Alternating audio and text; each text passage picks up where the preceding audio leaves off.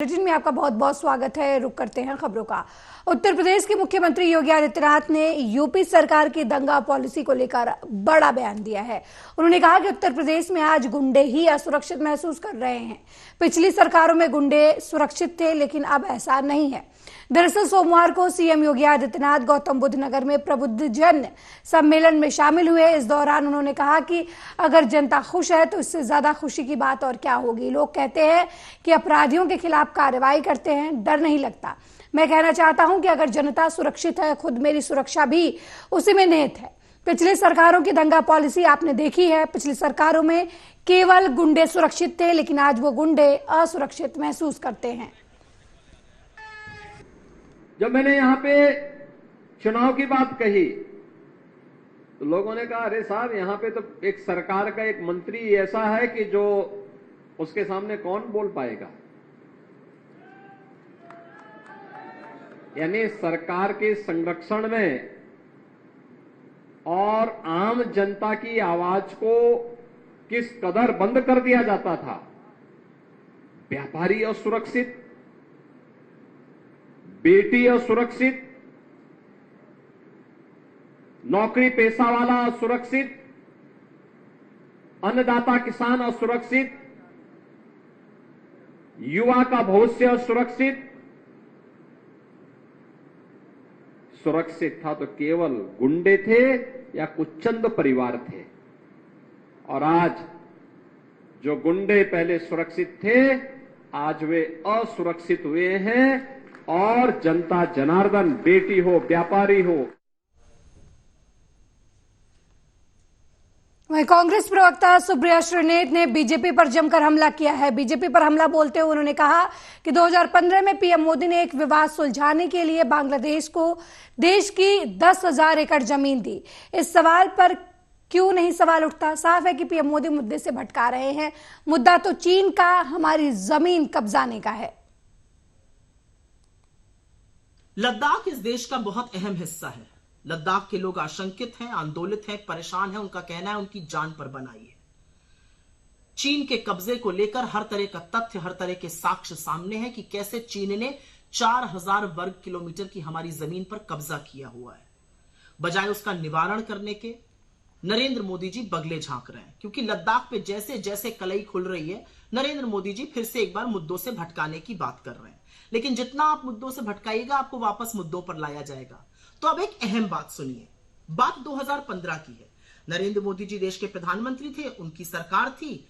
उन्होंने बांग्लादेश को एक समस्या के बॉर्डर डिस्प्यूट के निवारण के लिए हिंदुस्तान की 10,000 एकड़ जमीन दी। ठीक ऐसे ही 1974 में इंदिरा जी ने 271 एकड़ जमीन मात्र श्रीलंका को देकर एक समस्या का निवारण किया था। 6 लाख तमिलियन वापस आना सुनिश्चित किया था। और उसी के चलते हमारे मछुआरे आज भी वहां पर मछली पकड़ने जा सकते हैं। इंदिरा जी ने 271 एकड़ जमीन दी थी, मोदी जी ने 10,000 एकड़ जमीन दी है। और कोहराम मचा रखा है चरण चुंबकों ने उस जमीन पर। असल में तो दिक्कत की बात यह है कि मोदी जी झूठ बोल देते हैं और फिर सारी की सारी जिम्मेदारी उनकी टीम पर, उनके मंत्रियों पर और उनके चरण चुंबकों पर आ जाती है। तो आज विदेश मंत्री जयशंकर आए, उन्होंने एक प्रेस कॉन्फ्रेंस करी, आधा सच पूरा झूठ। वहीं अलीगढ़ लोकसभा के भाजपा प्रत्याशी वर्तमान सांसद सतीश गौतम ने जनसमूह के साथ कलेक्ट्रेट पहुंचकर रिटर्निंग ऑफिसर के सामने नामांकन दाखिल किया। बाहर निकलने के बाद उन्होंने कहा कि विपक्ष परास्त है, इस बार मोदी सरकार 400 पार है। वहीं विपक्ष ढूंढने में भी नहीं मिलेगा। मीडिया से रूबरू होकर उन्होंने कहा कि अब मोदी सरकार 400 पार है और विपक्ष पूरी तरीके से परास्त है।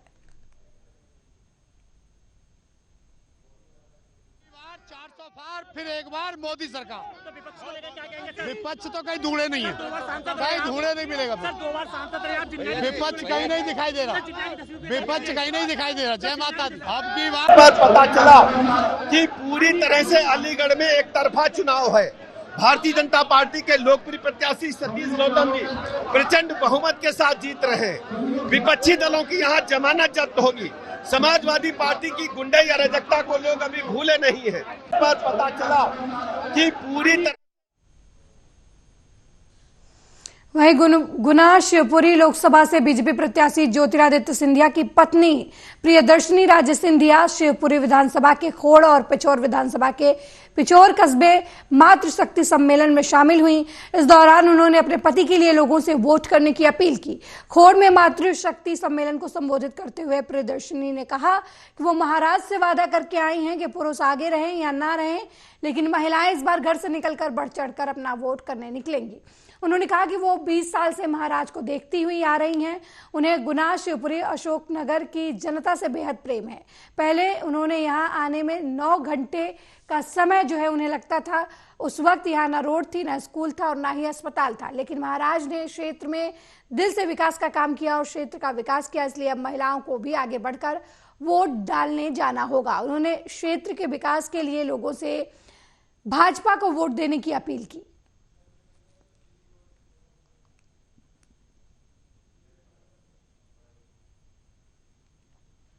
वहीं शिवपुरी जिले की बैराड़ थाना पुलिस ने अवैध हथियार सहित अवैध हथियार बनाने की फैक्ट्री पर छापेमार कार्रवाई करते हुए 2 आरोपियों को गिरफ्तार किया है।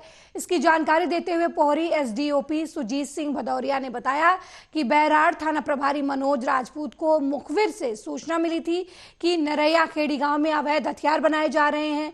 सूचना के बाद बैराड़ पुलिस ने नरैया खेड़ी गांव के बाहर बनी पाटौर में दबिश दी तो अंदर 2 लोग अवैध हथियार बनाते पाए गए। दोनों को पुलिस ने गिरफ्तार कर लिया है। उनके पास से 35 बोर का कट्टा और जिंदा कारतूस भी बरामद किया है। फिलहाल दोनों आरोपियों के खिलाफ आर्म एक्ट के तहत मामला दर्ज किया गया है और पुलिस उन दोनों से पूछताछ कर रही है।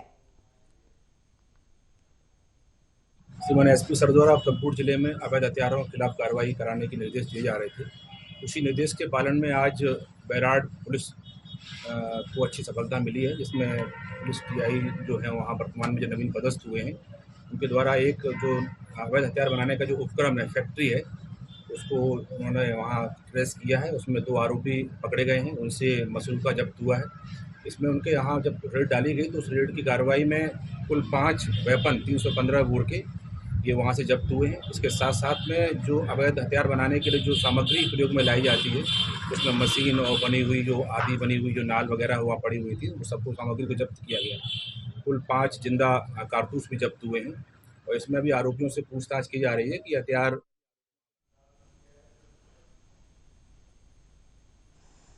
वहीं शिवपुरी शहर के माधा चौक पर एक महिला के साथ धरने पर अपने बच्चों के साथ बैठ गई। महिला का आरोप है कि 6 साल से उसका पति उससे मिलने नहीं आया और वो ससुराल वालों की मदद से उसे घर से भगाना चाहता है। महिला ने पुलिस पर भी सुनवाई नहीं करने का आरोप लगाया है। सूचना के बाद मौके पर पहुंची देहात थाना पुलिस महिला को अपने साथ ले गई। रायश्री गांव की रहने वाली 32 वर्षीय महिला ने आरोप लगाया कि 6 साल से उसका पति घर नहीं आया है। वो किसी प्लांट में काम करता है और वहीं किसी अन्य महिला के साथ रह रहा है। उसके 4 बच्चे हैं। पति खाना खर्चा भी नहीं देता है। पति के कहने पर सास, ससुर और देवर उसे घर से निकालना चाहते हैं, मारपीट करते हैं। ससुराल वाले भी पति का साथ दे रहे हैं। सभी चाहते हैं कि वो और उसके बच्चे घर छोड़कर चले जाएं। 50,000 रुपए महीने की कमाता है, लेकिन 4 बच्चे छोड़ गया। मैं इनका पेट पालन करूंगी, इनका ब्याह सगाई क्या करूं मैं? मेरे बच्चे तीनों बराबर के हैं, 4 बच्चे हैं मेरे। तुम्हें पैसा क्यों नहीं बेचता हूँ? नहीं बेचता है बिल्कुल। आता है कभी? नहीं आता है, 6 साल से बिल्कुल नहीं आया। और उनका मतलब उनकी राय है कि इनको मुझे मार दे, मेरे बच्चों को मार दे या भगा दे यहाँ से। जब उसकी दूसरी औरत को लेके आएगा यहाँ रहेगा। वहीं लोकसभा चुनाव 2024 के बीच सियासत तेज हो गई है। हर पक्ष अपने सामने वाले विपक्ष पर निशाने साध रहा है। प्रचार के दौरान कई बयान भी सामने आ रहे हैं जिसका विरोध और समर्थन भी हो रहा है। कई बार मामले की शिकायत भी हो रही है। छिंदवाड़ा से कांग्रेस प्रत्याशी नकुल नाथ के खिलाफ एक ऐसा ही शिकायत भारतीय जनता पार्टी प्रतिनिधिमंडल निर्वाचन आयोग लेकर पहुंचा। बीजेपी प्रतिनिधिमंडल ने कांग्रेस की टिकट से छिंदवाड़ा लोकसभा प्रत्याशी नकुल नाथ की शिकायत निर्वाचन आयोग से की। आरोप है कि नकुल नाथ ने अमरवाड़ा से विधायक कमलेश शाह पर जाति सूचक शब्दों का इस्तेमाल किया। प्रतिनिधिमंडल ने कहा कि नकुल नाथ ने कमलेश शाह को आम सभा में बिका हुआ गद्दार बताया। बीजेपी प्रतिनिधिमंडल ने निर्वाचन आयोग से एफआईआर दर्ज कराने की मांग की है। निर्वाचन आयोग सीईओ ने उचित कार्रवाई का आश्वासन दिया है। नकुल नाथ ने कमलेश शाह के विधानसभा क्षेत्र छिंदी में प्रचार के लिए पहुंचे थे, जहां पर उन्होंने आदिवासी समाज के बीच कमलेश शाह को गद्दार कहकर उन पर हमला बोला था। नकुलनाथ ने छिंदी की सभा में कहा कि वे अमरवाड़ा विधानसभा में पिछले 3 दिनों से हैं। सिर्फ एक सभा में कमलेश शाह उनके साथ रहे। अच्छा, उनके साथ उनका आखिरी दौरा था। वे जल्द ही पूर्व विधायक हो जाएंगे। देखिए, जहां हमारे देश की यशस्वी प्रधानमंत्री माननीय नरेंद्र मोदी जी जनजातीय गौरव दिवस घोषित कर आदिवासियों समाज का मान और सम्मान बढ़ा रहे हैं और हमारे महापुरुषों के स्मारक बना के भी समाज को गौरवान्वित करने का काम कर रहे हैं, वहीं कांग्रेस के छिंदवाड़ा के प्रत्याशी नकुलनाथ जी ने आदिवासी समाज को लेकर जाति सूचक टिप्पणी करी है और पूरे मध्य प्रदेश के नहीं बल्कि देश के 12 करोड़ आदिवासी भाइयों और बहनों के लिए उन्होंने जिन शब्दों का इस्तेमाल किया उसके लिए नकुलनाथ जी को माफी मांगना चाहिए। उन्होंने हमारे निर्वाचन पदाधिकारी मध्य प्रदेश को लिखित में ये शिकायत करी है और चुनाव आयोग के द्वारा हमें ये आश्वासन दिया गया है कि हम इस पूरी कार्रवाई में संज्ञान में लेंगे और इसके पत्र के आधार पर जो नकुलनाथ जी के खिलाफ। वहीं कानपुर देहात में उस समय सनसनी फैल गई जब संदिग्ध परिस्थितियों में घर के अंदर एक बुजुर्ग महिला का शव पड़ा हुआ मिला। घटना से परिजनों में कोहराम मच गया। वहीं घटना की जानकारी मिलते ही पुलिस आला अधिकारी पुलिस बल के साथ मौके पर पहुंचे और मामले की जांच शुरू कर दी। फॉरेंसिक टीम की मदद से साक्ष्य एकत्रित किए गए हैं। फिलहाल पुलिस की तरफ से इस पूरे मामले में जांच पड़ताल चल रही है। देखिए, थाना शिवली क्षेत्र अंतर्गत लालपुर गांव में एक महिला नामक गीता देवी पत्नी स्वर्गीय राजकिशोर वो अपने घर में संदिग्ध अवस्था में मृत्यु हालत में पाई गई है। तुरंत सूचना मिलते ही समस्त पुलिस सक्षम अधिकारी एवं फोरेंसिक यूनिट, सर्वेलेंस यूनिट, बाकी अन्य जो भी सक्षम अधिकारी सभी ने मौका मुआयना किया है।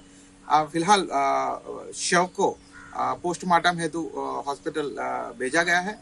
कोई लॉ एंड ऑर्डर समस्या नहीं है।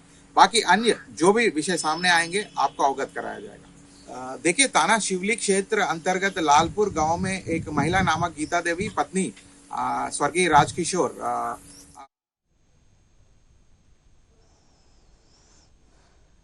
पुलिस अधीक्षक अरुण कुमार के निर्देशन में थाना प्रभारी देहात प्रदीप सोनी के नेतृत्व में लोकसभा चुनाव और आचार संहिता के मद्देनजर रखते हुए अवैध शराब, अवैध हथियार और बदमाशों के खिलाफ लगातार कार्रवाई हो रही है। इसी कड़ी में पुलिस ने मुखबिर की सूचना पर 2 लोगों को अवैध शराब के साथ गिरफ्तार किया है। आरोपियों के पास से कुल 144 पेटी शराब की जब्त की गई है। पकड़े गए आरोपियों पर पहले से ही अलग अलग थानों में कई मुकदमे दर्ज हैं। चुनाव शांतिपूर्ण एवं निर्विघ्न तरीके से हो, इस हेतु श्रीमान पुलिस अधीक्षक महोदय डॉक्टर असित यादव सर एवं अतिरिक्त पुलिस अधीक्षक महोदय श्री संजीव पाठक सर के निर्देशन एवं मार्गदर्शन में लगातार अवैध शराब, अवैध हथियार और अवैध परिवहन पर लगातार कार्रवाई की जा रही है। इसी कार्यक्रम में थाना देहात की ओर से एक बड़ी सफलता हाथ में लगी हुई है। मुखबिर द्वारा सूचना मिली थी कि 31/3/2024 को कल एक ITI परिसर ITI कॉलोनी के बगल में एक घर में 2 व्यक्ति अवैध शराब का विक्रय कर रहे हैं एवं काफी बड़ी मात्रा में शराब का भंडारण करे हुए हैं। तो जानकारी को गंभीरता से लिया। श्रीमान पुलिस अधीक्षक महोदय के नॉलेज में ये बात डाली गई। सर के द्वारा मार्गदर्शन पर एक टीम बनाई गई थाना देहात में श्री प्रदीप सोनी के नेतृत्व में एवं एक टीम मेरे द्वारा बनाई गई और दोनों ही टीम जब वहां पर पहुंची तो आरोपी को जैसे ही सूचना प्राप्त हुई और वो आरोपी निकल के भाग गया, लेकिन उसके यहाँ से उसके घर के आंगन में एक बाथरूम बना हुआ था और बाथरूम के नीचे तलघर बना हुआ था, जहां पर सोमवार की शाम ग्वालियर पुलिस अधीक्षक कार्यालय में एक अलग ही नजारा देखने को मिला, जहां CSP और एडिशनल रैंक के अधिकारियों को पत्रकारों को मनाने कॉन्फ्रेंस हॉल से नीचे तक आना पड़ा। जानकारी के मुताबिक ग्वालियर के नए पुलिस अधीक्षक धर्मवीर सिंह यादव से इलेक्ट्रॉनिक मीडिया के तकरीबन 50 से अधिक पत्रकारों की ये शिकायत है कि जब भी पत्रकार किसी मुद्दे पर SP साहब से जानकारी लेने आते हैं तो उन्हें घंटों इंतजार करवाने के बाद उन्हें बाइट देने से मना किया जाता है, जिससे नाराज पत्रकारों ने प्रेस कॉन्फ्रेंस का बहिष्कार कर दिया।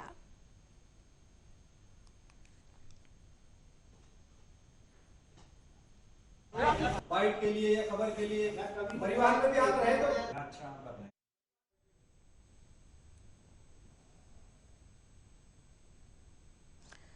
वहीं सलोन क्षेत्र के गांव पूरे दांडी में पिछले 2 हफ्ते में एक ही परिवार के 5 लोगों समेत 7 लोगों की रहस्यमयी बीमारी से मौत हो गई। मरने वाले मृतकों की उम्र 50 से 65 के बीच बताई जा रही है।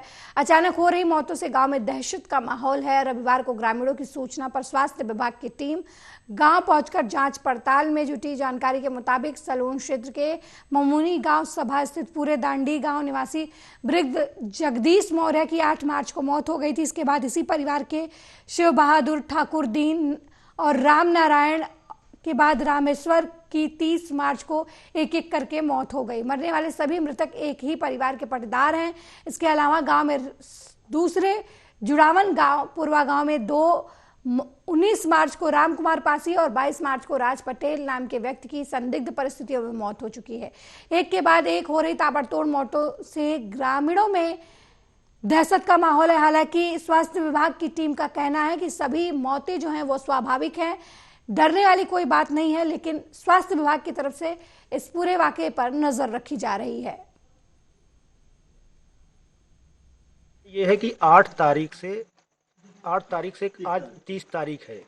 8 से 30 22 दिनों के अंदर हमारे यहाँ 5 मृत्यु हुई। मार्च में ही 5 मृत्यु हुई, जिससे कि जो है गांव में एक डर व्याप्त है लोगों को। क्या इससे पहले कोई बीमारी से पीड़ित था या अचानक पे बीमारी? अचानक से ये बीमारी, कौन सी बीमारी शुरू हुई, क्या हुई, लोगों को अस्पताल ले जाया जा रहा है। ले जाने के बाद किसी की अस्पताल में मृत्यु। ये सभी बुजुर्ग थे या फिर युवा वर्ग थे?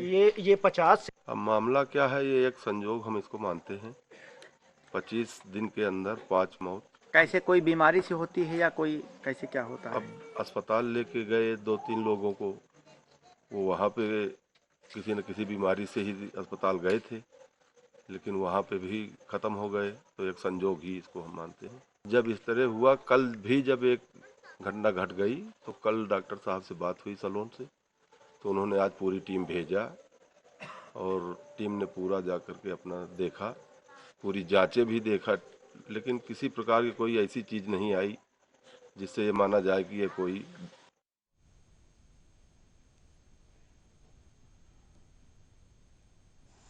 वहीं 2024 लोकसभा चुनाव को लेकर सभी सियासी पार्टियों द्वारा सियासी सरगर्मियां जोरों शोरों से शुरू हो गई हैं।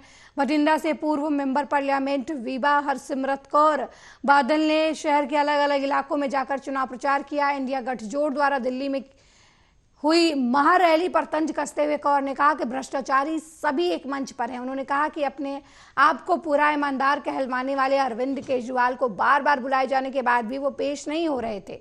जब जेल में हैं तो भ्रष्टाचारियों के गठजोड़ उनके हक में रैली कर रहे हैं। उन्होंने कहा कि भाजपा और कांग्रेस एक ही हैं, एक दूसरे के उम्मीदवार लेकर चुनावी मैदान में अपने प्रत्याशी उतारते हैं। इससे साफ जाहिर होता है कि इनके लिए लोकहित जरूरी नहीं, सिर्फ कुर्सी जरूरी है। उन्होंने कहा कि शिरोमणि अकाली दल किसानों की पार्टी है और अकाली दल कुर्सी के लिए नहीं बल्कि किसानों के हित में लड़ाई लड़ती है।